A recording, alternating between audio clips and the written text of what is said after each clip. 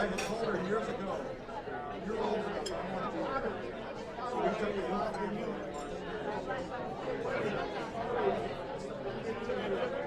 How quickly they come up.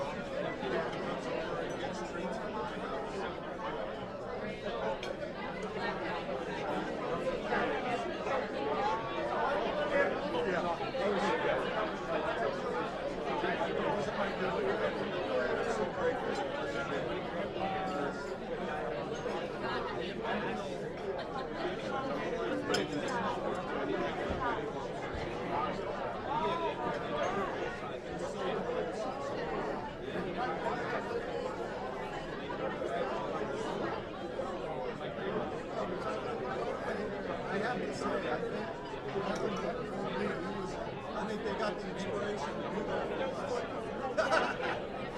That's what Phil's always told me. They were really interested in those. They can be narrative.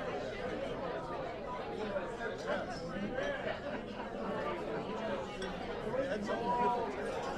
Would you like to? Yes. As soon as possible. So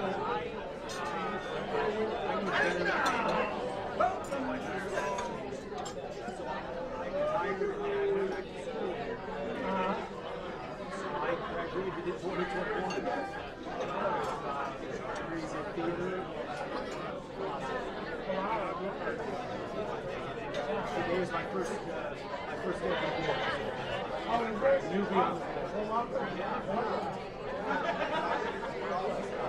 So I surreal.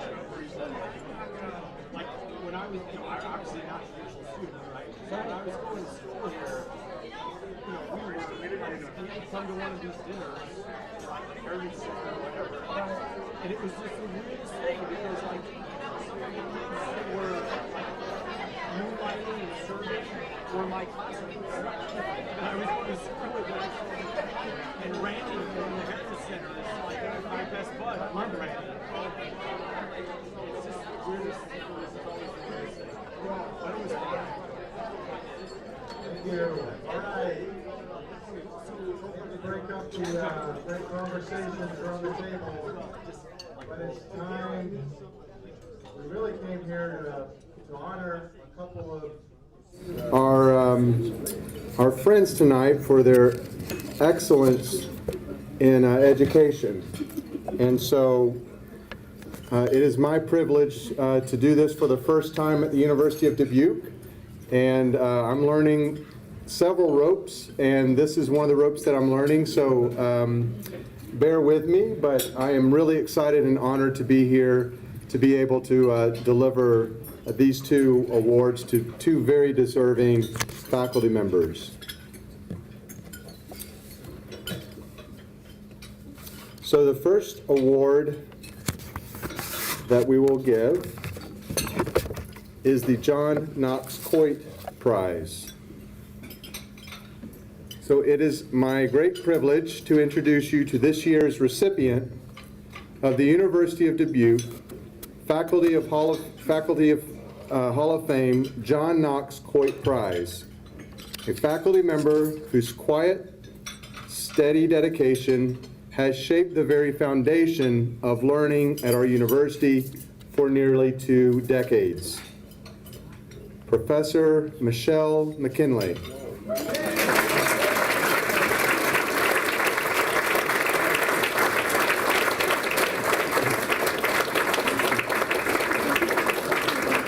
got a couple of words to say about you. I've got a couple of words to say.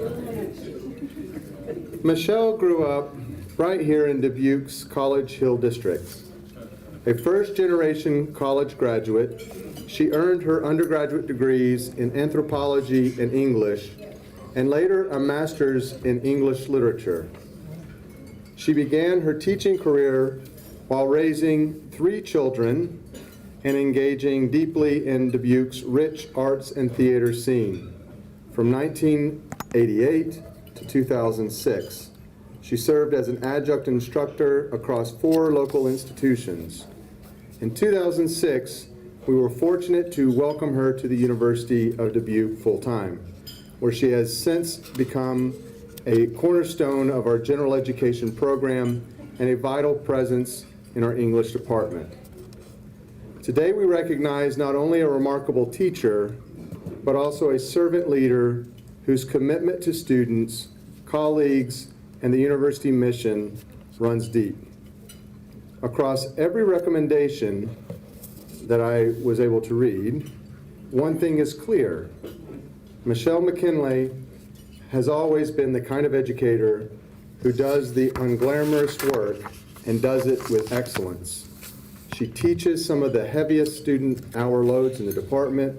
She coordinates the research writing course that nearly every student at UD must take, and she has quietly, consistently, and creatively revised and refined her courses, all the while encouraging her students to read deeply, write boldly, and think critically. As one colleague put it, Michelle has been a part of the department's consistency for 2 decades, often without recognition, and always without complaint. She has taught everything from Shakespeare to adolescent literature to the literature of the 1970s. Her courses, especially her dystopian and young adult literature classes, have not only sparked intellectual curiosity, but often become core memories for students. As one alum recently recalled how Michelle's dystopian literature course was among her favorites at UD, another simply called her the consummate team player. Within the department, she has been our, quote, Swiss Army knife, end quote, a utility player whose talents are broad, deep, and adaptable. She's organized theater trips to the American Players Theater, led Streamline's undergraduate conference in writing and literature, advised our English Honor Society, Sigma Tau Delta, and shaped general education from the inside out. Her work has helped establish the strong retention numbers we now see campus-wide. But more than her impressive list of responsibilities, Michelle's true distinction lies in how she carries out her work with compassion, integrity, and tireless commitment to students' growth. One colleague described her this way: she creates an environment where students feel comfortable growing in their research and writing. She meets them where they are and offers clear, constructive feedback that truly helps them improve. That thoughtfulness, combined with expertise and dedication, makes her an invaluable member of our university community. She has modeled honesty and integrity in the classroom and beyond, fostering not only information literacy, but also the moral imagination. Her work is always aligned with the heart of our mission, shaping students' intellectual, moral, and even spiritual growth. As one recommender noted, Michelle lives out the kind of education we believe in: accessible, formative, and deeply human. Today we shine a light on someone who has long worked outside the spotlight, someone who's helped generations of students build the foundational skills they need to succeed, not just in their academic careers, but in life. Someone whose professionalism, character, and servant-hearted teaching truly exemplify the spirit of the John Knox Coit Prize. Michelle, Your impact has been quite quiet but profound. Your presence on this faculty has been nothing short of essential, and today we all simply say thank you. Please join me now in welcoming up before us our 2025 John Knox Coit Prize recipient, Professor Michelle McKinley.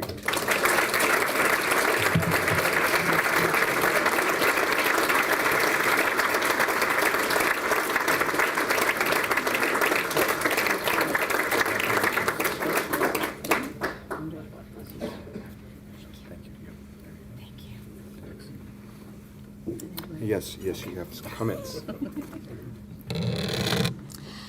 Thank you, President Frampton, and thank you to the Richard and Donna Svrluga family for generously hosting this wonderful evening.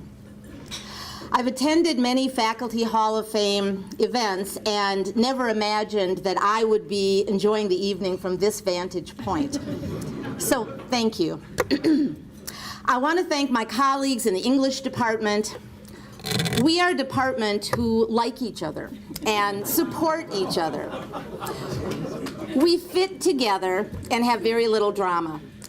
Our chair, Jessica Schreier, is the kind of thoughtful person who brings me coffee, though I know she can't stand the sight or smell of it.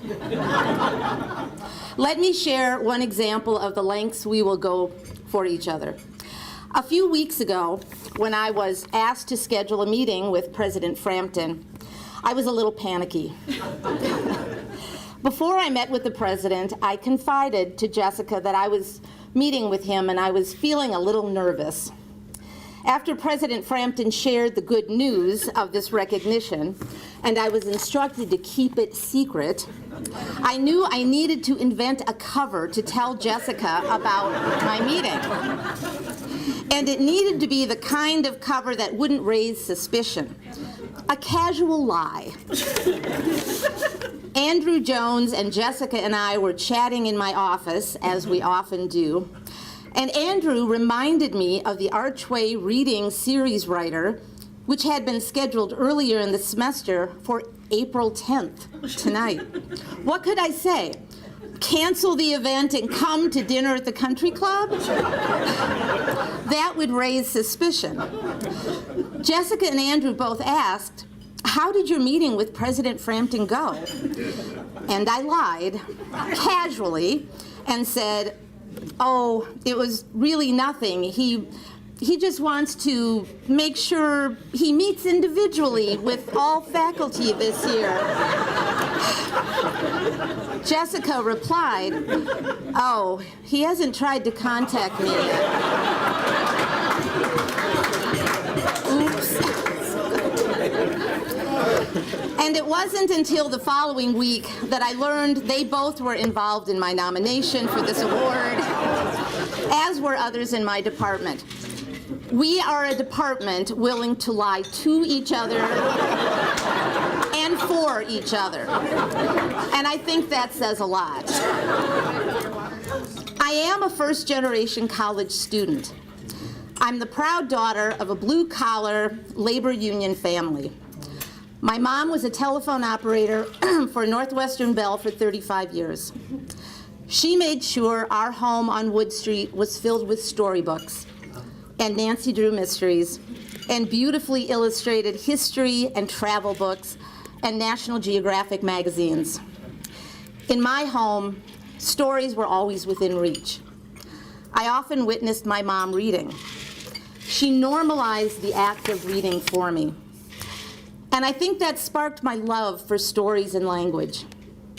I won a poetry writing contest in 3rd grade. I wrote a poem about my cat, Little Bear, that started, "The cute little kitten with 4 white mittens." Though I showed a flair for writing and language, I was not a stellar student. My first 2 years of high school were socially challenging, and I considered dropping out when I was 16. Maybe school wasn't the right fit for me. At the end of my sophomore year, the school confirmed this by sending home a letter suggesting I not return for my junior year. Clearly, I was not the right fit for that school. I transferred and discovered I loved senior high school. Yeah. I found my cohort with the theater and music kids and couldn't wait to walk up the hill to high school every day. Senior was the better fit for me. In the weeks after high school graduation, my friends were talking about their college plans, which I didn't have, and I panicked, applied to college, and was accepted. When I showed the acceptance letter to my mom, she just said, "Mickey, if I'd known you were going to go to college, I wouldn't have spent the money remodeling the bathroom." My undergraduate degree took me to 3 schools in 5 years, and I see now I was searching for the right fit. Finding the right fit has extended to my teaching career. I taught part-time for 16 years at 6 different schools in the area before being offered a full-time position at UD. I'm grateful to UD for creating full-time positions for part-time teachers. Not all higher learning institutions do that. Many remain very segregated between full-time and part-time instructors.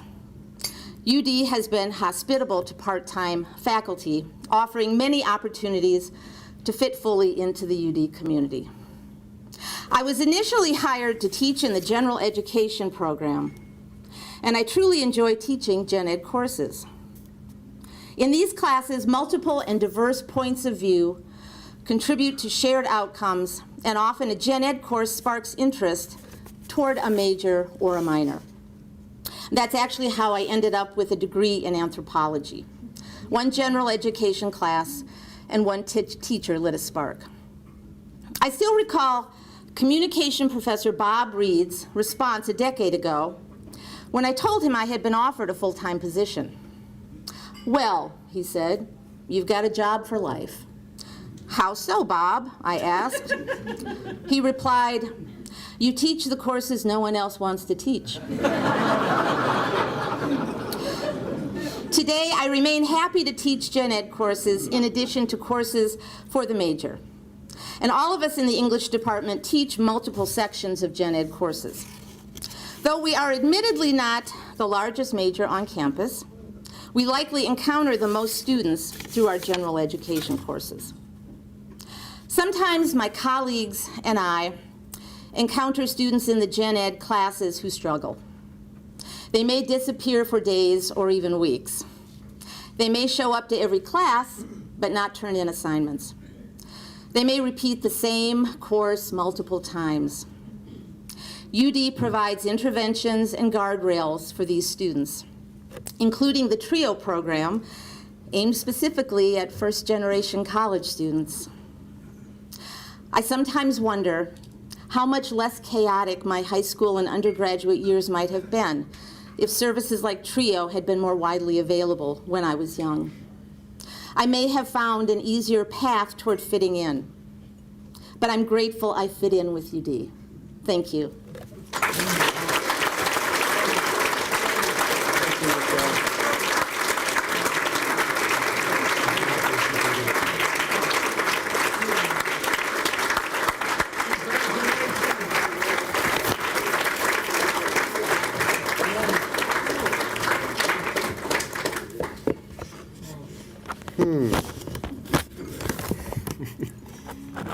No, it was, that's an interesting story.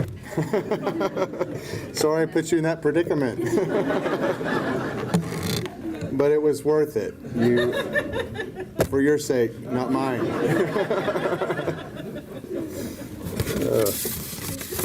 I think the philosophical side of my brain starts thinking, yeah, I think that's a virtuous lie. Is there such a thing?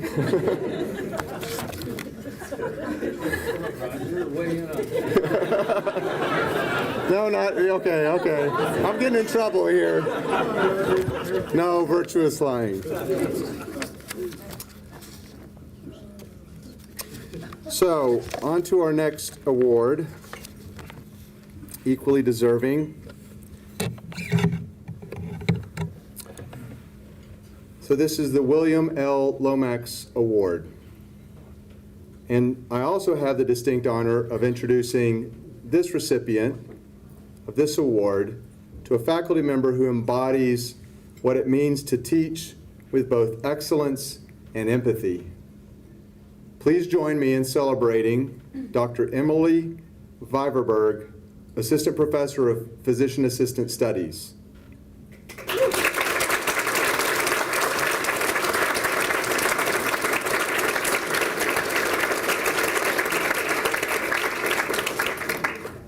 Am I getting that name correct? All right. Last night I was told that I did not say theater the same way Midwesterners and Iowans say it, so where's Doug? Emily joined the University of Dubuque as an adjunct instructor in 2018, and in 2020, she became a full-time faculty member in the UDPA program. But her roots as a healthcare professional go back even further.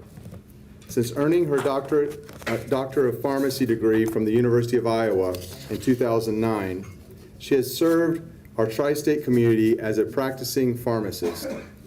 She has used those real-world experiences, those moments of patient care, complex clinical decisions, and evolving pharmaceutical knowledge to bring relevance and depth into every class she teaches. At UD, she directs our Physiology and Pharmacology course series, some of the most rigorous and vital courses in the PA program. These are subjects that students often enter with a healthy dose of anxiety. Yet somehow, Dr. Viverberg transforms the material into something understandable, engaging, even enjoyable. As one student put it simply, Professor V is my favorite professor. Another added, she makes the class as enjoyable as possible, even, that's what they said. Even bringing in candy and encouraging words to give us a confidence boost. The little things go such a long way. But don't let the candy fool you. Behind that warmth is a gifted educator and a sharp academic mind. Her courses routinely receive ratings of 4.9 and 4.96 out of 5 from students. She doesn't just teach hard material, she teaches it exceptionally well. And she doesn't stop at the classroom door. She is a hands-on advisor who meets students not just for academics, but for mentoring, wellness check-ins, and personal growth. Her office is a space where students feel seen, heard, and supported. She models the professionalism she expects from her students, and they rise to meet her example.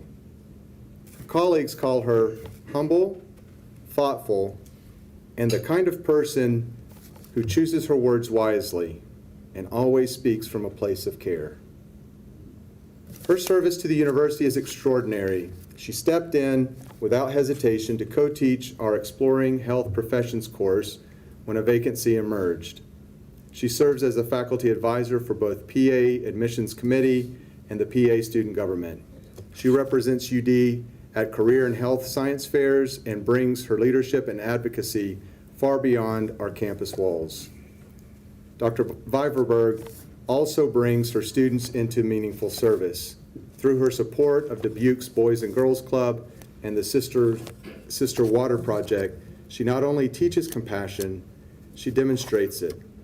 This past January, she returned from Tanzania, where she served as a team member or a team leader for a well building project. That's not just education, it's formation. That's not just curriculum, it's calling. And perhaps that's what makes Emily and her impact so powerful. She brings her whole self into this work. She's a scholar, a practitioner, a mentor, and an advocate. She's not the loudest voice in the room, but when she speaks, people listen because they know her words carry the weight of wisdom, kindness, and deep conviction. One person put it best, there should be an award for what she does? Well, today there is. Emily, we see your work, we see your excellence, we see the way you uplift your students, your colleagues, and your profession. You are exactly the kind of educator this award was created to honor. It is with great pride that I present the 2025 William L. Lomax Award to Dr. Emily Viverberg.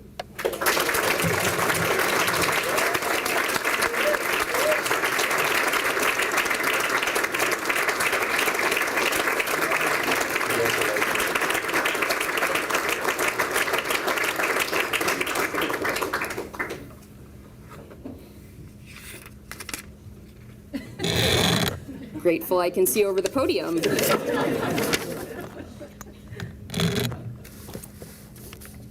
I promise, unlike my pharmacology lectures, I will keep this short and sweet.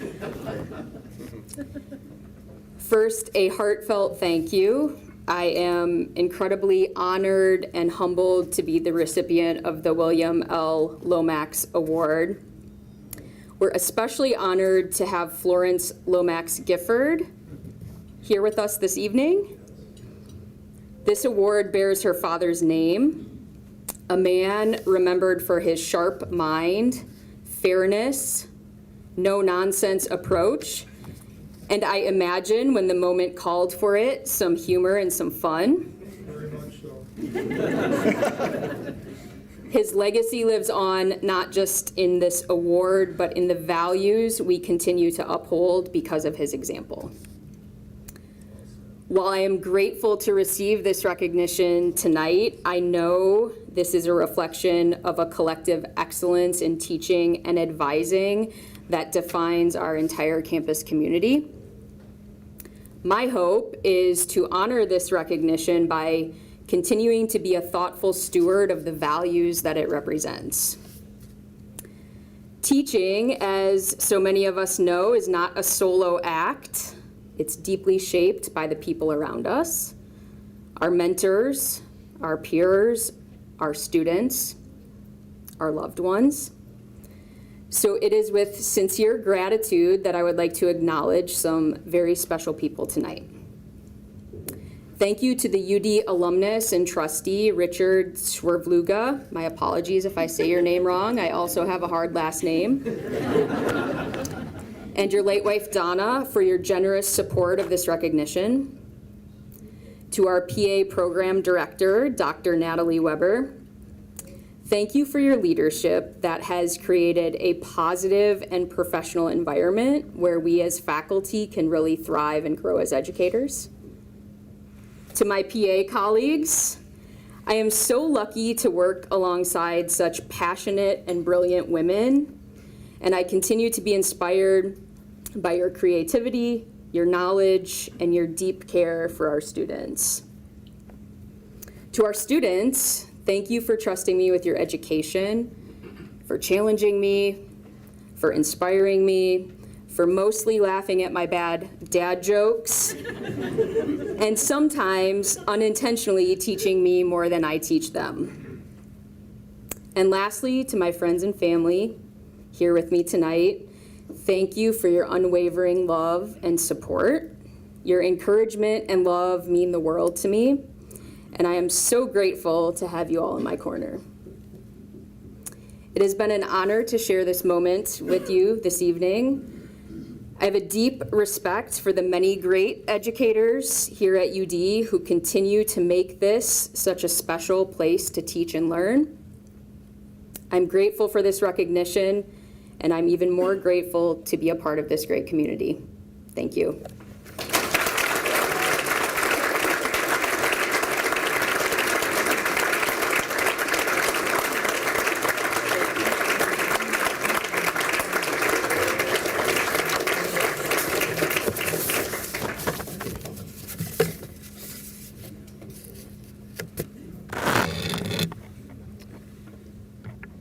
At this time, I would like to ask the Svrluga brothers to make a few brief remarks before us. I asked both of them if they'd be interested in doing so, and they both. Yeah.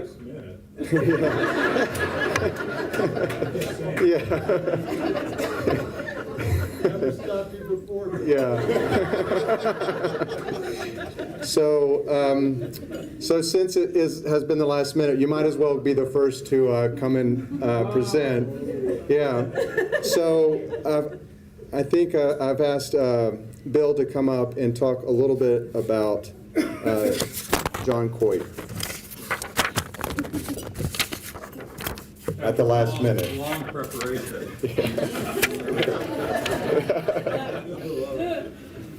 Well, first and foremost, it's an honor to be able to talk about Dr. John Knox Coit. I first encountered Dr. John Knox Coit in the fall of 1962, which is before most of you were born. And in my encounter with Dr. Coit, who was a philosopher, a PhD philosopher from Columbia University, was not at one of his lectures, but it was in the training room of the football program. And Dr. Coit, who had a sports coat on, a white shirt, and a tie, was taping my ankles. Strange business for a philosopher from Columbia. But at his core was a caring, competent, and deeply challenging human being. He was a true Renaissance man, a man of literature, classical music, and taping football ankles. This was a package that I had never experienced before, and frankly haven't experienced much since that point in time. He cared. It was clear that he, in his non-gushy kind of way, of course, he cared deeply for all of us. He would be on the sidelines during the game. I don't know many philosophers that spend time on the sidelines during the football game. One time along the way in my freshman year, I was in line at Severance, Stephen? Where did we have our dining room? Peter's Commons. Peter's Commons, yeah. No, come on. Peter's Commons, and I'm standing in line like, It's still there, Bill. Yeah, okay. And I'm waiting for, to partake in this amazing culinary experience called Peter's Commons food. And he said, "Hey, Bill, have you had dinner yet?" I said, "No." So why don't you come with me? Let's go have dinner. He literally, and I said, "Oh, sure." So he took me out to dinner. Just like that. Like, I didn't think he even knew I existed. We had some conversations. Well, that began dinners together for about 45 years. Yeah. Because I obviously stayed in touch with Knox Coit, as we called him, for a long, long time, and spoke at his funeral service here at the university. Another story that I think is an indication of the man is I was fortunate enough to be selected to go to Johnson C. Smith University as an exchange student in 1964, an all-black institution, black student institution. And I didn't own a sports coat. I just didn't. I'm a first generation, as my brother and I are, generation, we didn't have sports coats. We didn't kind of know what they were. And so Knox knew this, and he said, come with me. So he took me down to Graham's on Main Street, right? It's still there. It's still there, right. And I think it was, at that time, it was all men's clothing. Maybe it still is. And he fitted me for a sports coat. So when I went to Johnson C. Smith, I could have a tie and a sports coat. And, you know, he was demanding and caring for me, and the point is, for many, many students. It wasn't just about me. It was never just about me. And he extended himself in developing, which President Frampton has talked about, the importance of deep, caring relationships between us. And when they exist, all kinds of things are possible. So I'll be forever grateful for the role he played in my life, and I honor all of you for your continued commitment to these values. Thank you.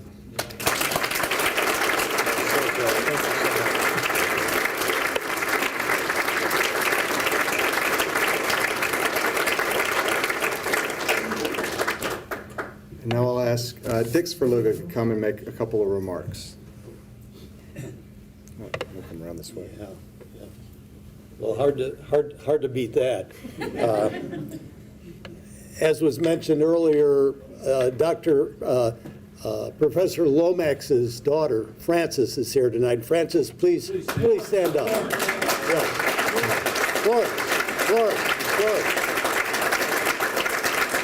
Florence Gifford. I'm sorry, Florence. And we were recounting when we all met. We met in the fall of 1967. I was a freshman moving into what is Cassett Hall on the second floor. First person I met was Dr. Mark Broderson. Are you here, Mark? Yeah. Yeah. So Dr. Mark Broderson, retired orthopedic surgeon from the Mayo Clinic. First person I met. Second person I met was Professor Dr. Joseph Kalapity. Joe, please stand up. Please stand up, Joe. Please. Okay. So Joe was our RA on our floor, and Joe lived across the hall from me. So these are the first two individuals that I met in 1967. And down 2 stories down was Brian and Florence Gifford, who were the dorm parents for that dorm. But we all go back quite a ways. But I want to just thank you all for being here tonight to honor Professor Lomax and Professor Coit and all the other wonderful professors we had in the old days. I mean, my goodness gracious, the faculty here has always been really, really, really special. And to pay tribute to all of you, you're doing a wonderful job. We have a tremendous amount of respect and appreciation for all the work that you do. So thank you very, very, very, very much. And I think we'll just leave it at that. Thank you.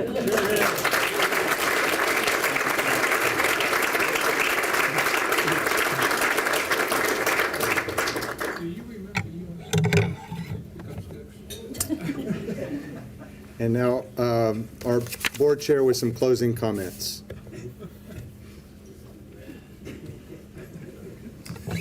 Boy, those are hard acts to follow. And I don't have any jokes. I would like to say, though, Emily, Karen and I spent about 10 years across the street from your grandparents. It was awesome. And your mother, of course. So thank you very much, all of you, for being here. Congratulations, Michelle and Emily. Great honor to be recognized by your peers.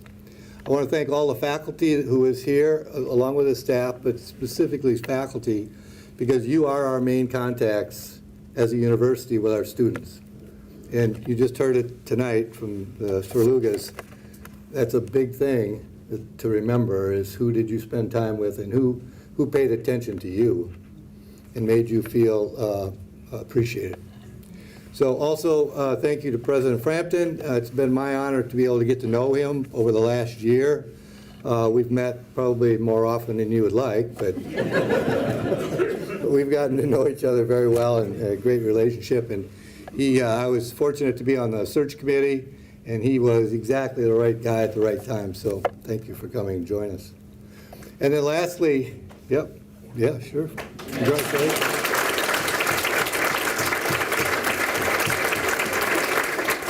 And lastly, I'd like to recognize the trustees who are here. If you'd all please stand up, be recognized. We appreciate all your support. Great.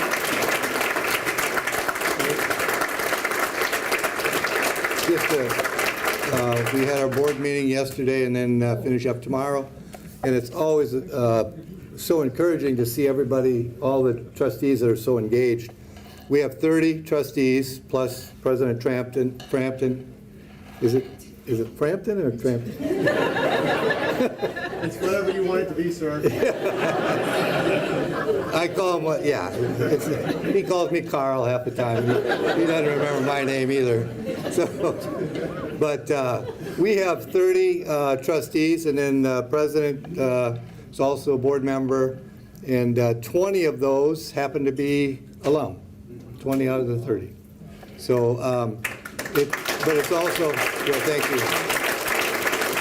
But it's also great to have people like John Butler, who's been on our board for years and years, really core people and supportive. And thank you, John and Alice, for your financial support and your leadership on the board. It's fantastic.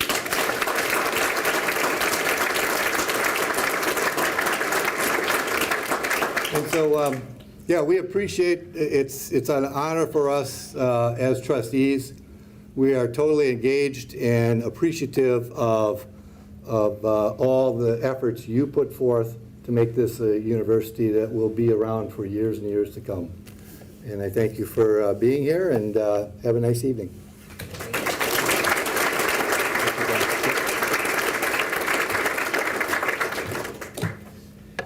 So I had a benediction written out, but I think I've learned a little more about this space and the powerful thing that has happened this evening in this space.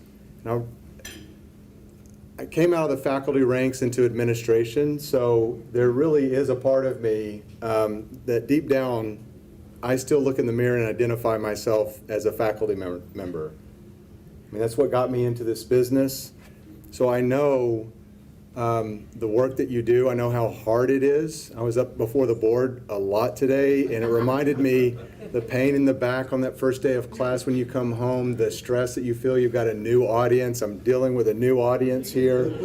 And so the work that you do is so impactful. And I hope you heard that from the Svrlugas.